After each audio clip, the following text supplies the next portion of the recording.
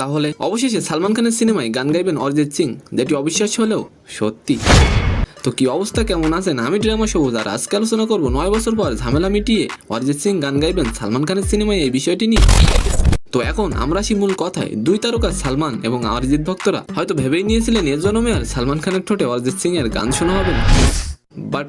But কথায় আছে, রাজনীতি আর সিনেমায় শেষ বলে কিছুই নেই। আর ঠিক তাই হলো। অরিজিতের সঙ্গে দীর্ঘ 9 বছরের ঝামেলা মিটিয়ে নিয়েছেন ভাইজান। আজকের ঘটনাটি অনেক ইন্টারেস্টিং, সো আশা করি ভিডিওটি সম্পূর্ণ দেখবেন। সালমান খানের আসন্ন মুভি টাইগার 3-তে গান গেয়েছেন অরিজিৎ, আর এই চমকপ্রদ খবরটি সালমান খান নিজেই প্রকাশ্যে এনেছেন। বৃহস্পতিবার 19 অক্টোবর সোশ্যাল মিডিয়ায় গানটির একটি দৃশ্য শেয়ার করেছেন সালমান খান বলেছেন, প্রথম গানের প্রথম ঝলক ওহে, এটা আমার জন্য অরিজিতের প্রথম গান। জানা গেছে গানটি লিখেছেন অমিতাভ ভট্টাচার্য আর সঙ্গীতের কাজটি সেরেছেন প্রীতম। আগামী 23 অক্টোবর গানটি প্রকাশ করা হবে।